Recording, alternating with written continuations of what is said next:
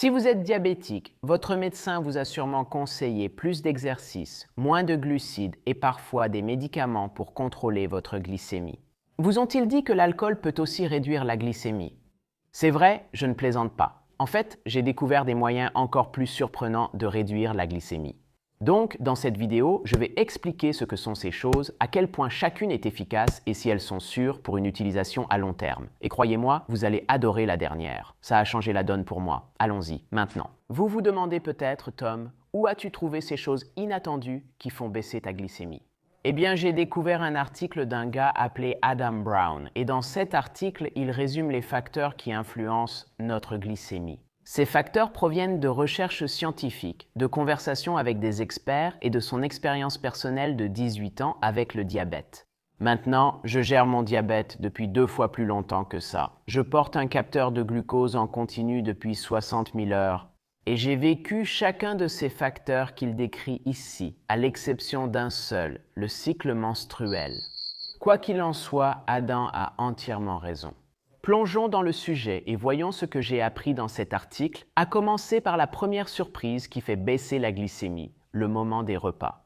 Adam a découvert que prendre un gros dîner tard le soir entraîne souvent des glycémies élevées pendant la nuit, dépassant les 180 mg par décilitre, surtout si son dîner est riche en glucides et en graisse. Mais lorsqu'il prend un dîner plus léger et plus tôt, ses glycémies nocturnes restent dans la plage optimale, entre 70 et 140 mg par décilitre. J'ai moi aussi expérimenté avec l'heure de mon dîner et j'ai constaté des résultats très similaires.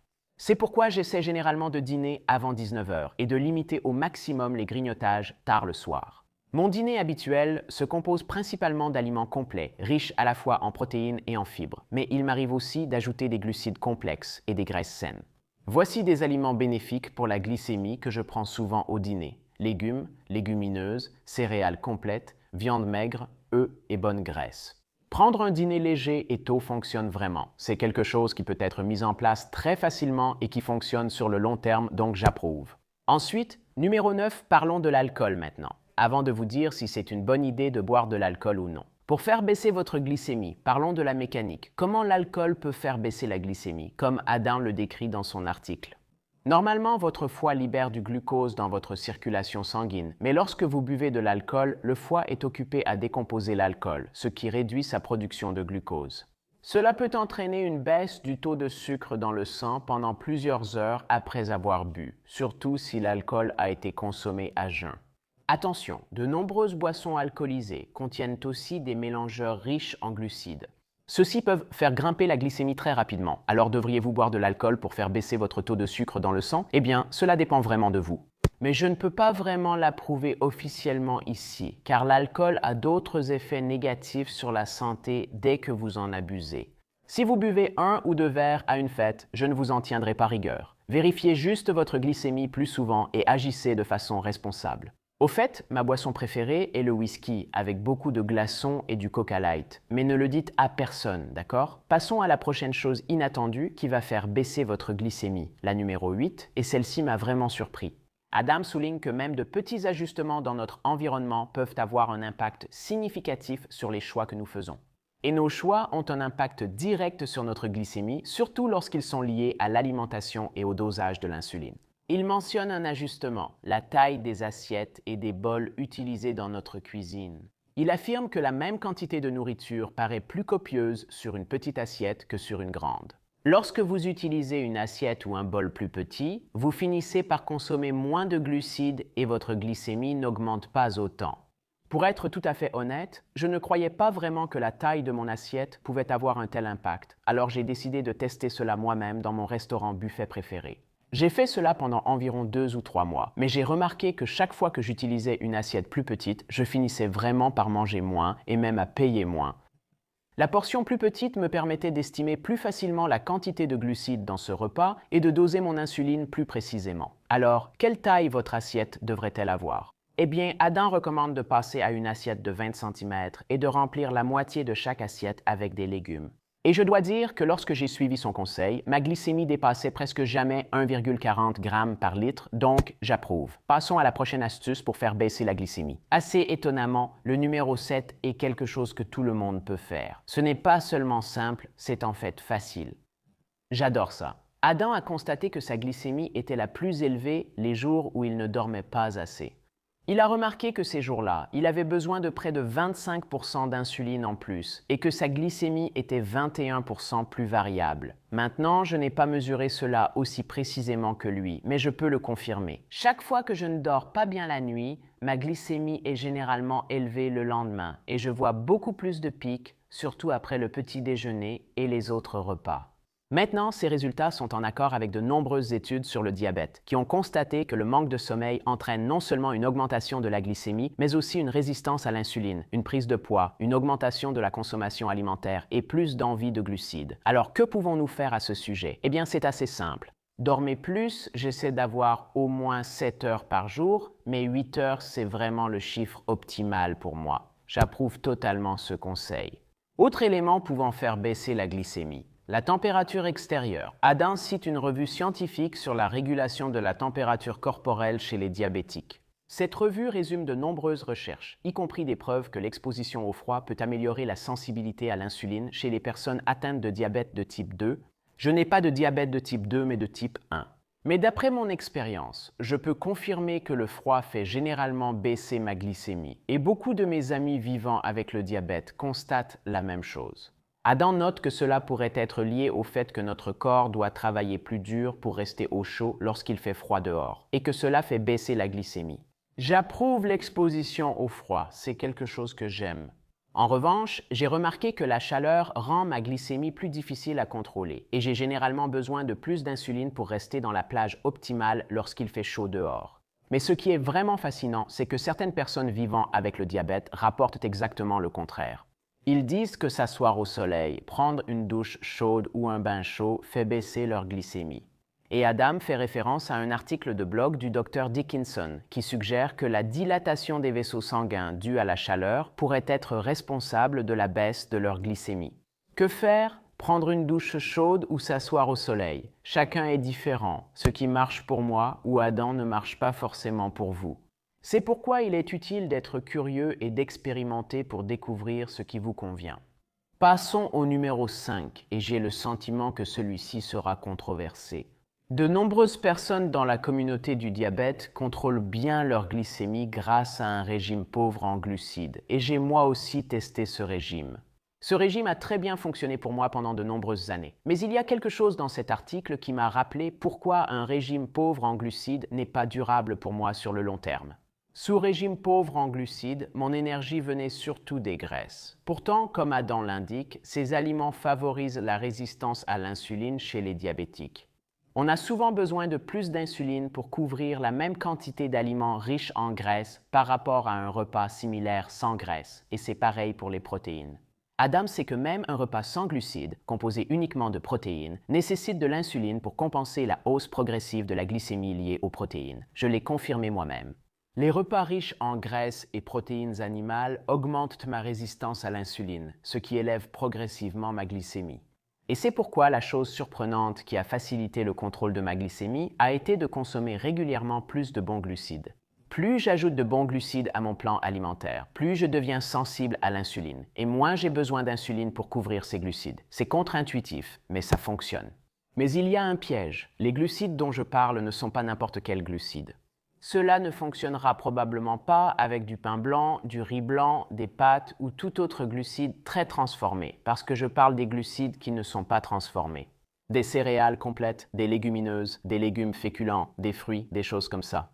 Vous verrez qu'en ajoutant une quantité modérée de ces aliments, vous deviendrez plus sensible à l'insuline.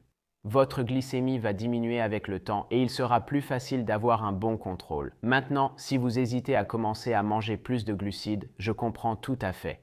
Je vous encourage à commencer par ceux qui ont un indice glycémique bas et à éviter ceux qui ont un indice glycémique élevé. Cela vous facilitera beaucoup la tâche. Au fait, j'ai beaucoup d'autres vidéos sur ma chaîne qui vous aideront à faire le bon choix. Ensuite, numéro 4, et celui-ci sera vraiment crucial si vous êtes sérieux au sujet de l'amélioration de votre contrôle de la glycémie. Alors, s'il vous plaît, écoutez bien. Adam dit que ce qui lui permet de gérer son diabète en toute sécurité, ce sont des contrôles fréquents de sa glycémie. Plus il teste, mieux il peut ramener sa glycémie dans la plage optimale chaque fois qu'il est en hyperglycémie ou en hypoglycémie. Les données lui donnent aussi un retour sur ses réussites ou ce qu'il peut améliorer la prochaine fois, que ce soit avec un CGM ou des piqûres au doigt.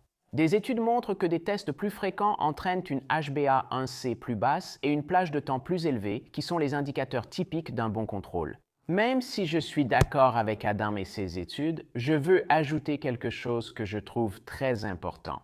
Vous voyez, chaque fois que votre alimentation en sucre dans le sang n'est pas ce que vous voudriez qu'elle soit, il est très facile de commencer à se blâmer, de se dire quelque chose comme « je suis un mauvais diabétique, j'ai encore fait une erreur, je n'aurais pas dû manger ça, mais s'il vous plaît, ne faites pas ça ». Il n'y a pas de bonne ou de mauvaise glycémie, ce ne sont que des informations. Je veux que vous preniez le temps de ralentir, de prendre cette information et d'en tirer des leçons. Soyez curieux et posez-vous des questions. Par exemple, pourquoi ma glycémie augmente-t-elle après une grande assiette de pâtes? Que changer la prochaine fois? Dois-je en manger moins?